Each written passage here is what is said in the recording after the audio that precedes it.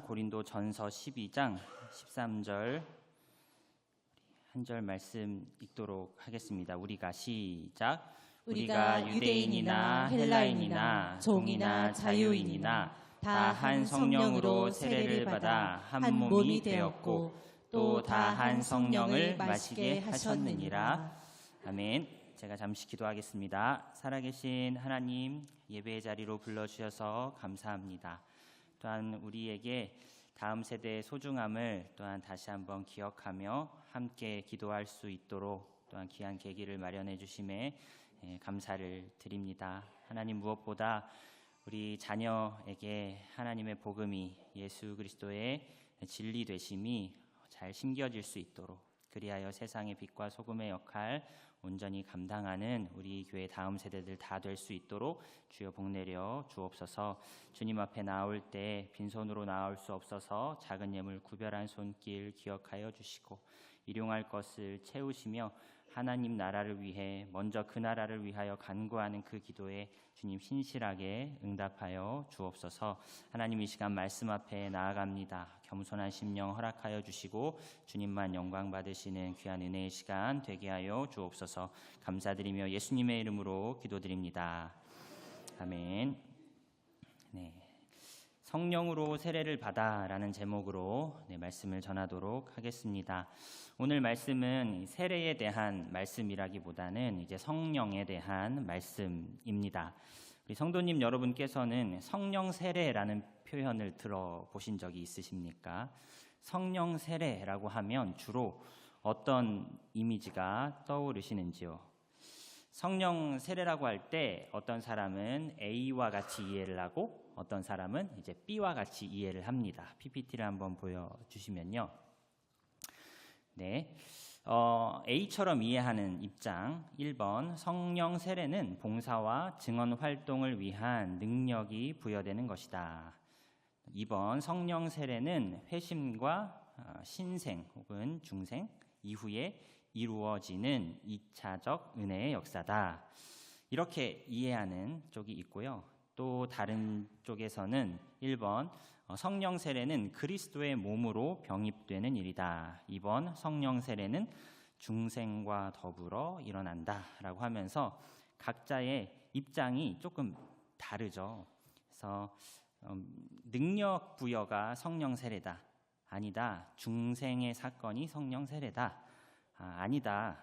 중생 이후에 2차적으로 은혜의 역사가 주어지는 것이 성령 세례다. 아니다. 중생 자체가 성령 세례다. 라고 양측이 서로 다른 주장을 하면서도 각자가 근거가 되는 성경 구절을 다음으로 꼽는데요. 일단은 사도행전 2장 4절 말씀에 그들이 다 성령의 충만함을 받고 성령이 말하게 하심을 따라 다른 언어들로 말하기를 시작하니라. 이 장면은 오순절 마가의 다락방에 모인 120명의 사람들에게 임한 성령의 역사를 묘사하는 장면이죠. 이날 이들이 한 방언은요, 알아들을 수 없는 하늘의 언어가 아니었고요. 어느 지방에서는 실제로 사용되고 있는 언어들로 하나님의 큰 일을 말하였죠. 소위 제2 외국어가 터진 이 사건이었습니다. 방언의 종류가 두 가지인 거죠. 하나는 인간이 알아들을 수 없는 언어로서의 방언과 또 근데 이 사도행전 2장에 나온 방언은 다른 지방의 언어, 소위 이제 제2 외국어가 터진 놀라운 사건이었습니다. 이렇게 주장하는 거죠. 성령 세례를 받았더니 방언, 그것도 제2 외국어가 터지는 놀라운 능력이 부여되지 않았느냐? 성령 세례는 능력 부여의 사건이다 라고 사도행전 2장 4절을 근거로 주장을 하는 것이죠. 반면에 오늘 함께 읽으신 본문인 고린도전서 12장 13절, 우리가 유대인이나 헬라인이나 종이나 자유인이나 다 한 성령으로 세례를 받아 한 몸이 되었고 또 한 성령을 마시게 하셨느니라. 세례를 받는 것, 성령으로 세례를 받는 것은 그리스도의 몸으로 병입되는 일이다. 그리스도의 몸으로 연결되는 일이다 라고 고린도전서 12장을 근거로 설명을 하는 입장이 있는 것이죠. 이 본문을 좀 더 자세히 들여다보면요, 이 구절에서 우리는 넘겨주시면 한이라는 단어가 반복되고 있음을 알 수 있습니다. 한 성령, 한 몸. 한 성령, 이렇게 한이라는 단어가 반복되고 있습니다. 또 반복되는 또 다른 단어가 있다면 그것은 다입니다. 다 한 성령으로, 다 한 성령을 마시게, 이처럼 다라는 단어도 반복이 되죠. 사도 바울은 고린도전서 12장에서 은사의 다양성을 보여주기 전에 은사를 수여하는 분은 한 분 성령님이시다라는 것을 먼저 기억하자고 말하고 있는 것이죠. 우리 서로가 은사가 다 다르고 우리 서로가 달란트가 다 달라도 우리에게 그 은사를 부여하시는 성령은 같으시다. 우리는 모두 동일한 한 성령으로 세례를 받았고 한 성령으로 성찬에 참여하였으니 우리는 서로 하나인 것을 잊지 말자라고 먼저 주장을 하고 있는 것이죠.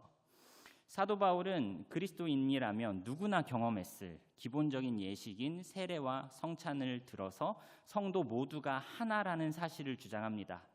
우리는 세례를 받았으니 다 하나다. 한 성령으로 세례를 받았으니 하나다. 그런데 A 측의 주장에 의하면은 성령 세례를 어떻게 이해하죠? 2차적으로 후속적으로 받는 2차적 은혜로 표현을 했죠. 그래서 이 A의 입장을 따르면요, 어떤 이들은 성령 세례를 아직 받지 못한 성도가 있고요, 어떤 그리스도인들은 성령 세례를 2차적으로 후속적으로 받은 그리스도인. 그래서 성령 세례가 서로 이제 어떤 선을 나누는, 그리스도인들 사이에서 성령 세례를 아직 못 받은 사람, 그리스도인들 사이에서 성령 세례를 곧 받은 사람, 이제 받은 사람, 이렇게 서로 어쩌면 차별이 이루어지는 요소로 성령 세례를 말하고 있다라는 것이죠. 반면에 고린도전서 12장은 아니다. 성령은 그리스도의 몸으로 병입되는 일이기 때문에 우리 모두는 다 한 성령으로 세례를 받은 한 몸이다라고 주장을 한다는 것이죠. 여러분, 어느 쪽의 주장이 맞는 주장일까요? 분명 성경에서는 이 사도행전 2장에 근거해 보면요, 이미 그리스도인 된 자들이 성령의 세례를 받아 큰 능력, 방언하는 큰 능력을 얻는 사건이 분명히 기록되어 있지 않습니까? 둘 다 성경을 근거로 그렇지만 다른 주장을 펼칩니다. 이럴 때 우리는 어느 쪽이 옳다라고 말할 수가 있을까요? 성경에 기록되어 있다고 해서 그 사실을 모든 그리스도인들에게 적용시킬 수는 없다라는 입장을, 이 원리를 한번 생각해 보셨으면 좋겠습니다. 성경에 기록되어 있다고 해서 모든 그리스도인들에게 적용시킬 수는 없다. 여러분, 예를 들어서 이제 베드로가 투옥이 되어서 잠을 자고 있었는데 천사가 깨워서 구해 주었죠. 여러분, 이 장면을 보면서 그리스도인이 투옥되었을 때 잠을 자고 있으면 천사가 와서 구해준다. 아멘이십니까, 여러분? 네, 너무 감동적이죠. 이렇게 되면 얼마나 감사합니까? 네, PPT를 하나 보여주시죠. 바울이 투옥 중에 기도와 찬미를 했는데 큰 지진이 일어나 구조를 받았다. 그리스도인은 투옥되면 천사나 지진에 의해 구조를 받는다. 여러분, 자신 있게 투옥되시기 바랍니다. 라고 설교하면, 네, 이렇게 일반화시켜서 적용해서는 안 되는 그러한 본문들이 있다는 것이죠. 송인규 교수님은 성경의 적용이라는 책에서 성경의 어떤 본문을 읽고 적용점을 도출하고자 할 때 성경의 문체를 고려해 보십시오라고 제안을 해줍니다. 성경의 문체, 대표적으로 두 가지 문체가 있습니다. 하나는 설화체, 하나는 강화체. 다른 말로 하면 한쪽은 사건문, 하나는 사상문입니다. 네, PPT를 넘겨주시면 영어로 하면 이 한쪽은 내러티브, 한쪽은 디스코스라고 할 수 있는 문체가 있는데 이 두 가지 문체를 조금 더 자세히 비교해 보면 다음과 같습니다. 역사서, 즉 이제 복음서나 사도행전은 이제 사건문에 해당하는 문체이고요. 바울 서신이나 베드로나 예수님의 설교문 같은 경우에는 이제 사상문으로 분류될 수 있는 문체입니다. 사건문은 주요 인물이 등장하여 벌이는 사건의 묘사가 나타나고요. 사상문에는 논변을 통한 사상의 개진. 사건문에서는 역사적 전례나 경험을 소개하고요. 사상문에서는 교리적, 윤리적 진술을 기록해 놓습니다. 사건문의 목적은 사실을 가르쳐 주는 거예요. 역사적으로 이러한 일이 있었습니다 라고 정보를 제공해 줍니다. 한편 사상문은 행위를 촉발합니다. 해라, 하지 마라 라고 교훈적 용도로서 사상문이 쓰여졌지요. 사건문 본문은 이제 역사적 전례들을 소개하기 때문에 이제 과거에 이러한 일이 있었습니다라는 서술 차원으로 끝이 납니다. 한편 이 사상문은 교리와 윤리에 대한 내용을 전달하는 것으로서 규범적인 성격을 띠죠. 따라서 적용점을 도출하고자 할 때, 표를 계속 보여주시면 적용점을 도출하고자 할 때 이 사실 보고를 하는 이 사건문을 가지고 적용점을 바로 끌어내기에는 조금 무리가 있을 수 있다. 반면에 사상문은 교훈적 용도, 교리적, 윤리적 진술이 담겨 있기 때문에 이 시대의 보편적인 그리스도인들에게 곧바로 적용점을 끌어와도 별 무리가 없는 문체이다라는 것이죠. 여러분, 아까 A와 B의 입장 차이에서 서로 어떤 본문을 근거로 자신들의 주장을 합리화하고 있었는지 기억나십니까? 아까 베드로나 바울이 투옥되었다가 천사나 지진에 의해서 풀려났다라는 기록은 여러분 어디에 나온 기록일까요? 사도행전은 문체로 따지면 사건문이죠. 이러한 사건이 있었습니다. 여러분, 그리스도인들이 투옥을 당하거나 고난을 당하면 사상문, 예를 들어서 로마서에서는 그리스도인들의 고난에 대해서 어떻게 설명할까요? 클릭을 한번 해주시면 그와 함께 영광을 받기 위하여 고난도 함께 받아야 한다. 현재의 고난은 장차 우리에게 나타날 영광과 좋게 비교할 수 없다라고 성경은 또한 말하고 있지요. 여러분, 실제로 어려운 선교 현장에 교회의 지도자가 투옥되었다고 합시다. 그 교회에 초청받아서 설교를 전해야 해요. 여러분, 베드로가 잠을 자다가 천사가 와서 구해주었다라는 본문, 이 본문으로 설교를 하면 어떨까요? 아니면 로마서 8장의 부분을 가지고 성도는 고난을 당할 수 있다, 못 풀려날 수도 있다. 하지만 이것을 우리는 영광으로 생각해야 된다. 우리는 반드시 고난에 참여하였으니 그리스도의 영광에 참여할 것이다. 여러분, 어떤 본문으로 설교를 하시겠습니까? 두 본문 다 하면 좋을 것 같긴 해요. 네, 간절히 기도하는 거 정말 필요하지만 우리는 사건문만 갖고 적용점을 밀어붙이기보다는 사상문의 점검을 받아서 이것이 이렇게 적용을 해도 괜찮을지를 한 번 더 고려하여 적용점을 도출하는 것이 더 좋겠다는 것이죠. 그래서 마찬가지로 성령 세례에 관해서 주장을 할 때 성령 세례는 능력을 얻는 것이다 라고 말을 하면서 어디 본문을 근거로 하였나요? 이제 사도행전 사건문을 갖고 이런 주장을 했다는 거죠. 반면에 B의 주장은 뭐였죠? 성령 세례는 중생과 더불어 일어나는 그리스도의 몸에 병입되는 일이야 라는 주장을 어느 본문을 근거로 했죠? 고린도전서 12장. 이것은 문체로 보았을 때 사상문입니다. 여러분, 이 송인규 교수님의 논리에 따르면 어떤 본문을 끌어서 적용을 하는 것이 더 바르고 안전한 해석이겠느냐 했을 때 아마 B의 주장에 손을 들어줄 것 같습니다. 여러분, 이렇게 성령 세례에 대해서 이렇게 정의를 내려놓으면은 한편으로는 조금 아쉬운 마음이 들 수 있어요. 왜냐하면 우리는 성령의 역사를 통해 이적을 경험하죠. 우리는 성령의 특별한 도우심을 얻는 경험들이 분명히 있습니다. 이렇게 성령의 특별한 역사가 있는데 너무 성령을 그냥 모든 그리스도인이 보편적으로 겪는 평범한 일로서 너무 축소시키는 것 아닌가.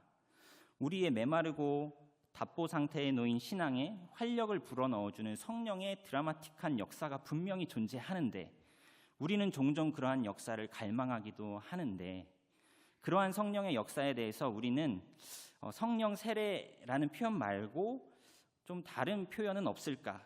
분명히 성령의 드라마틱한 역사가 있잖아요. 우리는 그러한 성령의 역사를 명명할 때는 성령 세례라고 표현하지 마시고 성령의 역사 혹은 성령 충만의 역사라고 명명하는 것이 좋을 것 같습니다. 그래서 오늘 설교를 한 줄로 요약하자면 이런 거예요. 성령 세례를 받은 여러분, 여러분 우리 성령 세례 받았어요. 성령 세례를 받은 여러분, 성령 충만을 사모하십시오 라고 말씀을 드릴 수가 있는데요. 성령 세례와 성령 충만 비교하자면 다음과 같습니다. 성령 세례는 이제 시초적으로 그리스도인이 될 때 일어나는 사건이다라고 말할 수가 있고, 성령 충만은 이제 후속적으로 이제 그리스도인이 되고 난 후에 겪는 경험이다라고 말할 수 있을 것입니다. 일반적으로 성령 세례는 중생과 관련되었기 때문에 이 단회적으로 일어나는 사건이라고 보면 좋을 것 같고요. 성령 충만은 반복적, 그래서 성화 또는 특별한 사역과 관련이 있을 때 성령이 강하게 임하기도 하고 때론 떠나기도 하고 하는 이를 성령 충만이라고 말할 수가 있습니다.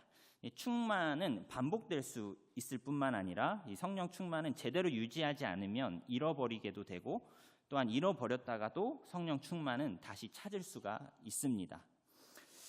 여러분, 이 논의를 계속 전개하기에 앞서서 왜 이러한 구분이, 왜 이러한 작업이 필요할까 생각해 보셨으면 좋겠습니다. 소위 이제 용어의 문제인 셈이죠.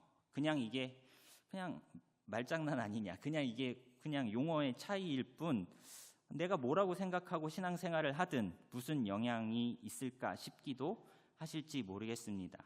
하지만 신앙생활에 있어서 용어를 잘 정의하고 정리하는 것은 생각보다 꽤 중요한 일이라고 말씀드리고 싶습니다.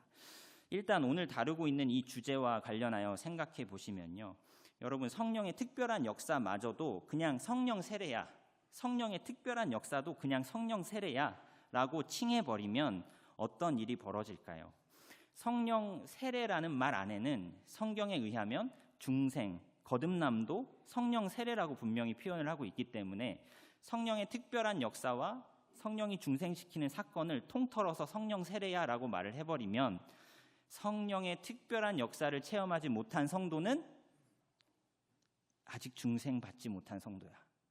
성령의 특별한 체험을 하지 못한 성도는 아직 거듭난 것이 아니야.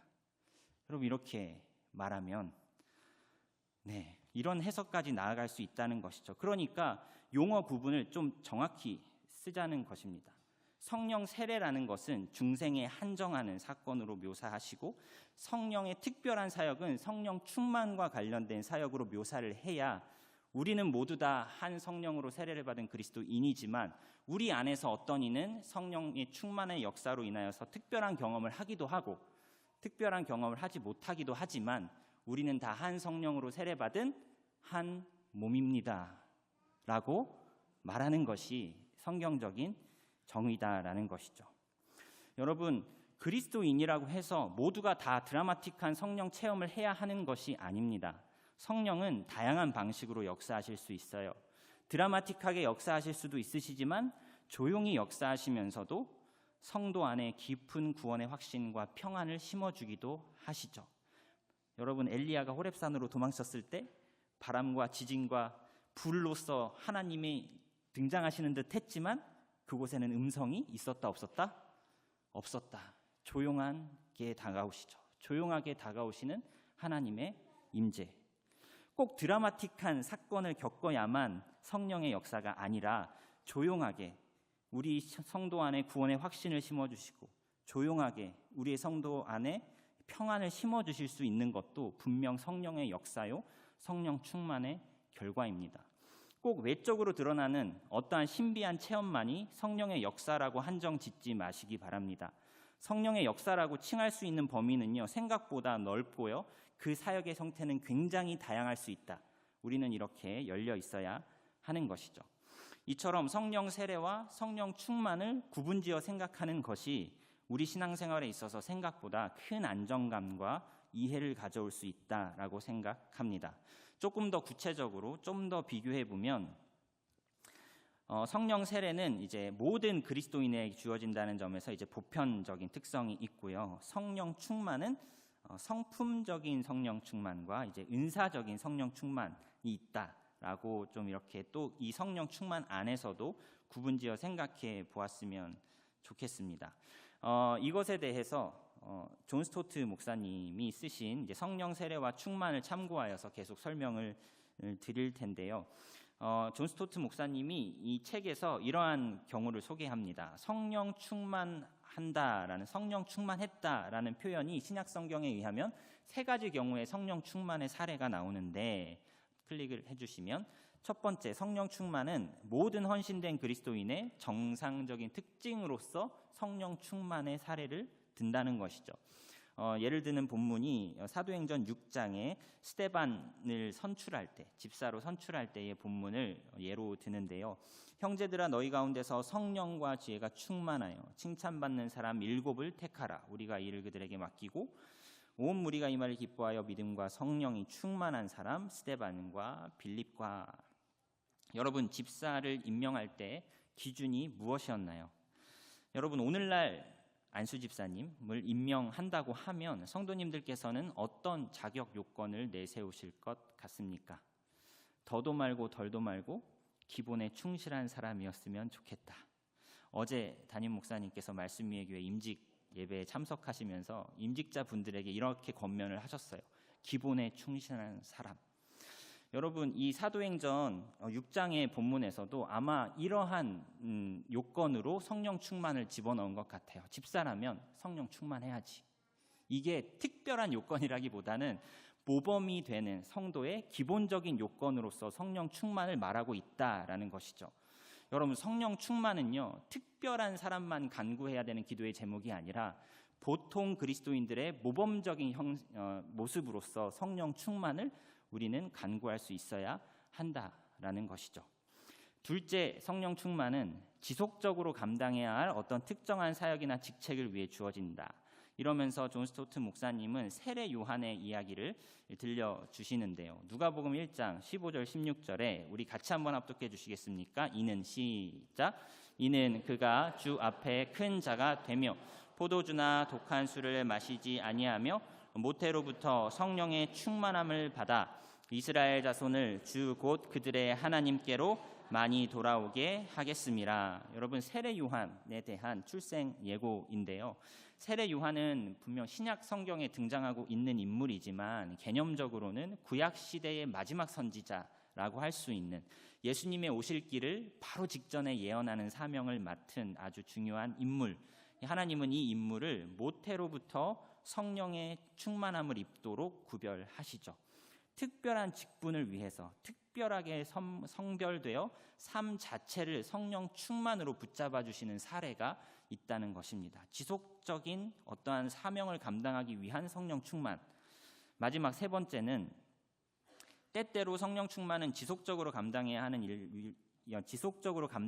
일을 위해서뿐만 아니라 일시적으로 감당해야 할 일이나 어떤 위기 상황에서 성령 충만이 주어지곤 하더라.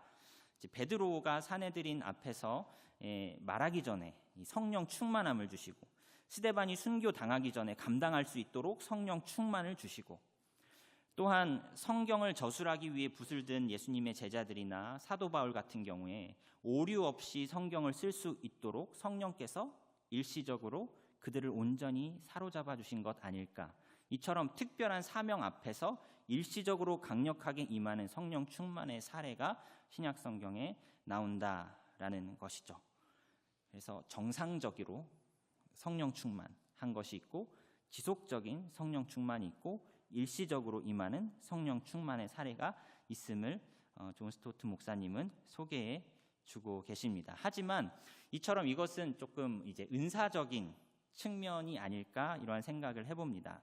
하지만 성령의 열매를 여러분 생각해 보시면 성령의 열매가 사랑, 희락, 화평, 오래 참음, 자비, 양선, 충성, 온유, 뭐죠? 절제. 네. 여러분, 성령의 열매 9가지는요. 성품과 관련된 열매죠. 성령 충만한 사람은 성품이 좋은 사람. 네, 성령 충만한 사람은 은사가 많은 사람이라기보다는 성품이 훌륭한 사람이라고도 말할 수가 있을 것 같습니다. 그래서 성령 충만이라고 했을 때 2가지를 좀 구분했으면 좋겠어요. 한쪽은 성품과 관련된 성령 충만, 한쪽은 은사와 관련된 성령 충만. 여러분, 특별한 사건 앞에서 특별한 능력을 구하여야 하는 경우가 있겠지만 여러분 평상시에는 성령의 열매를 충만하게 맺으시는 훌륭한 인격을 갖추게 하는 그러한 성령 충만을 여러분 모두가 사모하셨으면 좋겠습니다. 여러분, 성화와 관련된 이 성령 충만은요, 항상 사모해야 하는 것입니다. 특별한 일이 있건 없건 이 성품에 관련한 성령 충만은 항상 사모해야 하는 성령 충만인 것이죠. 특별한 임무와 관련된 성령 충만은 이제 때때로 사모하실 수 있겠지만 성화, 성품과 관련된 성령 충만은 항상 사모하자라는 것입니다. 마지막으로 우리 성령 충만을 받기 위한 특별한 방법 뭐 없나요? 라고 질문을 한다면 존 스토트 목사님은 이 질문에 대해 요한복음 7장의 말씀을 제시해 주십니다. 요한복음 7장 37에서 39절, 우리 세 절의 말씀 같이 한번 합독해 주시겠습니까? 명절 끝날, 시작. 명절 끝날 곧 큰 날에 예수께서 서서 외쳐 이르시되 누구든지 목마르거든 내게로 와서 마시라. 나를 믿는 자는 성경의 이름과 같이 그 배에서 생수의 강이 흘러나오리라 하시니 이는 그를 믿는 자들이 받을 성령을 가리켜 말씀하신 것이라.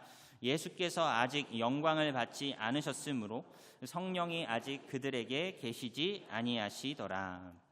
우리가 계속해서 성령으로 충만하기 위한 특별한 방법이 없습니까? 라고 질문을 한다면 이 말씀에 근거하여 우리는 지속적으로 예수님께 나아와야 합니다 라고 말할 수 있다는 것이죠. 내게로 오라 라는 첫 번째 조건과 나를 믿어라 라고 하는 두 번째 문장은 서로 표현은 다르지만 사실 같은 것을 묘사하는 표현이다 라고 해석할 수 있을 것 같습니다. 예수님께 오는 것과 예수님께 믿는 것은 같은 이야기라는 것이죠. 우리는 성령 충만함을 받으려면 예수님께 나아가야 한다는 것입니다. 성령 충만함을 받으려면 예수님을 믿어야 한다는 것이에요. 세상에서 곤고하고 목마르고 지칠 때마다 예수님께로 나아가야 한다는 것입니다. 예수님을 믿는다는 것의 의미가 무엇인지 깊이 들여다보아야 한다는 것입니다.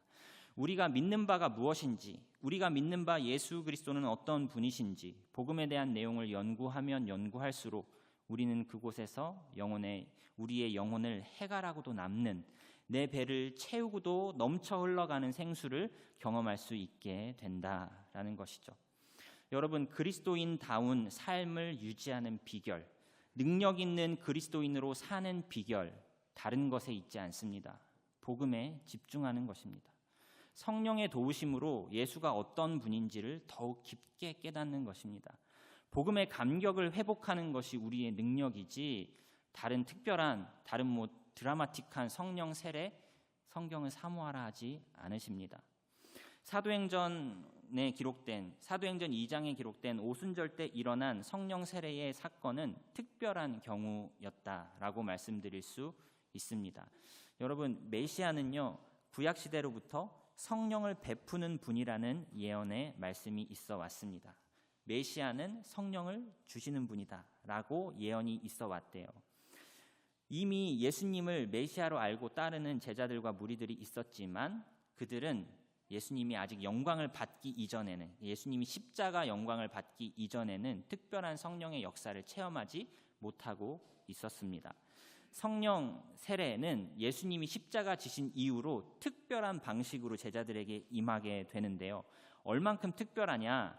구약과 달리 이 예수님 십자가 사건을 기점으로 얼마나 특별한 성령이 임하느냐? 첫 번째는 소수가 받는 성령 충만이 아니라 다수에게 임하는 성령 세례가 베풀어진다는 것이죠.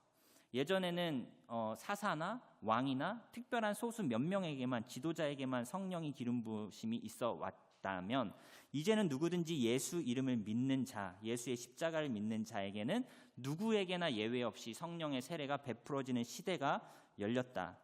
구약과는 달리 성령이 삼손에게도 그렇죠. 임했다가 떠났다가 하지 않으시고 예수의 십자가 사건 이후로 성령은 어떻게 특별하게 임하시느냐?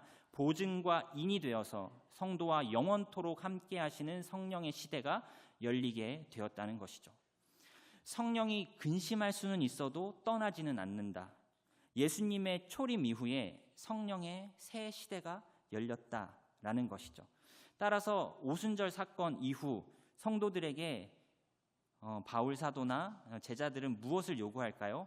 성령 세례를 받아라, 이렇게 요구하지 않아요. 오순절 이후에는 어떻게 요구합니까? 성령 충만함을 받으십시오라고 요구합니다. 여러분, 이것이 우리에게 주는 메시지인 거죠. 여러분, 성령 세례를 사모하셔서 특별한 체험을 하시기 바랍니다가 아니라 여러분, 성령 충만을 사모하십시오라고 우리는 권면받아야 한다는 것입니다. 여러분, 특별한 이적을 동반했던 그 성령 세례는요, 예수님의 구속사의 마무리 시점에서 일어나는, 다시는 반복되어 일어나지 않을 사건이다.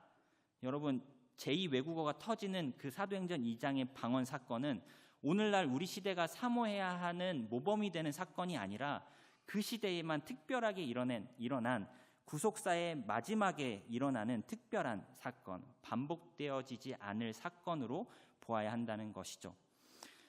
예수님의 십자가와 부활이 반복되어 일어날 필요가 없듯이 그 예수님의 그 성령 특별한 세례의 그 오순절날 사건도 구속사의 관점으로 보았을 때 반복될 필요가 없는 사건으로 보자는 것입니다.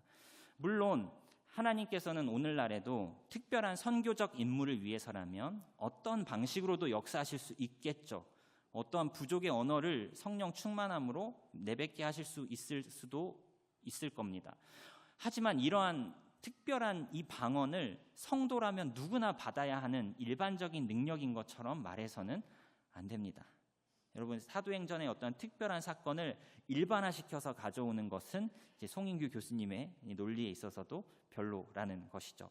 존 스토트 목사님이 이렇게 한 줄을 썼는데 인용해 보았습니다. 신약 성경 서신서들의 압도적인 강조점은 그리스도인 독자들에게 어떤 전적으로 새롭고 독특한 축복을 권하는 것이 아니라 은혜로 우리가 이미 어떠한 자가 되었는지를 상기시키고 그 신분으로 우리를 다시 부르며 그에 따라 살도록 권하는 것이다. 특별한 것을 원하는 게 아니라 너가 복음 속에서 어떠한 신분으로 변화되었는지를 기억하라는 것이죠. 우리가 성도답지 못하게 사는 원인은 성령 세례를 받지 못해서가 아니라 성령 충만하지 않아서입니다. 우리가 성도답지 못하게 사는 원인은 특별한 지식을 알지 못해서가 아니라 복음의 의미를 충분히 소유하고 있지 못해서 그래요. 성도를 성도답게 하고 성도에게 능력을 덧입히는 것은 복음에 대한 풍성한 이해와 감격을 회복하는 데서 성도의 능력이 나옵니다. 어떤 특별한 체험을 하는 것에 성도의 능력이 있는 것이 아니에요. 기본이 되는 복음을 잘 이해할 수 있도록 그러한 성령의 도우심을 간구하시기 바랍니다. 특별한 체험을 하고 그것을 자랑하는 삶이 아니라 복음으로 만족해하고 그리스도만으로 만족해하며 나보다는 그리스도만이 나의 삶 속에서 더욱 존귀히 여김을 받는 그런 인생, 그런 겸손한 성품이 충만한 분들 다 되시기를 주님의 이름으로 축복합니다. 아무리 특별한 경험을 많이 한다 할지라도 그리스도의 향기가 되지 못하는 그런 인품의 그리스도인들이 있을 수 있어요. 특별한 경험이 없어도 그리스도 성품 닮은 그리스도인이 있기도 합니다. 사실 이거는 별 상관관계가 없어요. 여러분, 특별한 체험을 많이 했다고 해서 성품이 다 나쁠까요? 그렇지도 않죠. 특별한 경험을 아예 못했다고 해서 성품이 항상 좋을까요? 그런 것도 아닙니다. 이거는 상관관계가 있는 게 아니에요. 특별한 기적을 경험했냐, 특별한 성령의 사건을 경험했느냐는 그거는 번외로 하시고 여러분은 그리스도의 성품 닮는 성령의 열매, 그것을 항상 그러한 성령 충만을 항상 사모하셨으면 좋겠습니다. 만약에 이걸 양분하여서 여러분 은사를 택하겠습니까? 성품을 택하겠습니까? 하면 저는 여러분이 성품을 고르시기를 원합니다. 이거는 은사는요, 특별한 경우에만 쓰이는 거잖아요. 성품은 평상시에 항상 쓰이는 것이잖아요. 방언이나 특별한 은사 같은 체험은 여러분 신앙생활에 있어서 부수적인 것입니다. 옵션이에요. 필수가 아니에요. 필수는 오직 복음밖에 없습니다. 복음이면 다 돼요. 더 본질적인 복음에 대한 이해와 그 이해를 바탕으로 구현되는 인품, 여러분 그것을 사모하셨으면 좋겠습니다. 여러분, 고린도 교회가 얼마나 은사가 넘쳤습니까? 얼마나 다양한 은사들이 넘치는 성도의 모임이 고린도 교회였습니까? 그렇지만 엄청 책망도 받습니다. 시기와 분쟁이 끊이지 않고 심지어 음행의 문제도 있는 곳이 고린도 교회의 모습이었습니다. 여러분, 은사보다 성품입니다. 은사보다 삶이에요. 성령 충만을 사모하시려거든 은사 충만 간구하시기보다 복음에 대한 이해에서 나오는 성품을 간구하셨으면 좋겠습니다. 그리스도인의 능력은 복음 외에 특별한 어떤 은혜를 체험해서 나오는 것이 아니에요. 복음 자체에 그리스도인의 능력이 나옵니다. 예수 그리스도로 만족하는 데에서 그리스도인의 능력이 나옵니다. 존 스토트 목사님의 글을 빌어서 말씀을 정리해 보겠습니다. 특별한 체험이 없으신 성도님들을 향하여 말씀드립니다. 여러분, 내가 특별한 성령 체험을 한 적이 없었다고 해서 특별하게 성령 체험을 하고 있는 분들을 무시해서는 안 돼요. 우리는 성령의 사역을 무시하거나 폄하하지 않도록 주의해야 합니다. 또한 동시에 우리 안에서 나에게는 너무 지극히 평범한 방식으로만 일하시네 라고 하셔도 불만을 드러내거나 조급하게 생각하지 마시기 바랍니다. 그분은 상황에 따라 사람에 따라 다양하게 자유롭게 역사하시는 분이세요. 특별한 체험이 아니어도 사랑, 희락, 화평 이러한 열매 안에서 즐거워하고 만족하시기를 바랍니다. 특별한 경험을 하신 분들에게 말씀을 드립니다. 자신이 특별한 경험을 했다고 하여 선줄로 생각하지 마시기 바랍니다. 모든 그리스도인이 본인과 같은 체험을 했으면 좋겠다고 섣불리 생각하지도 마시기 바랍니다. 여러분, 다른 사람을 권면하시려거든 경험에 근거하지 말고 성경에 근거해서 권면하시기를 바랍니다. 개인 맞춤으로 역사해 주신 것을 가지고 모든 성도가 사모해야 할 수준의 것인 양 비춰지지 않도록 주의하시기 바랍니다. 우리 모임 중에 높아지셔야 할 분은 오직 한 분 하나님이시지 사람의 특별함, 경험의 특별함이 아닙니다. 특별한 경험이 있든 특별한 경험이 없든 모든 성도님들께 말씀드립니다. 주님께 나아가십시오. 주님께 나아가는 자에게는 언제나 넘치도록 채우시는 은혜가 있음을 기억하시기 바랍니다. 말씀 앞에, 복음 앞에 나아가는 자에게 언제나 내 영혼의 생수를 공급해 주시고 넘쳐 흘러나게 하시는 은혜 주심을 맛보고 누리시기 바랍니다. 그러한 성령 충만함으로 세상 속에서 하나님 나라 이루어가시는 저와 성도님들의 복된 삶 다 되시기를 주님의 이름으로 축복합니다.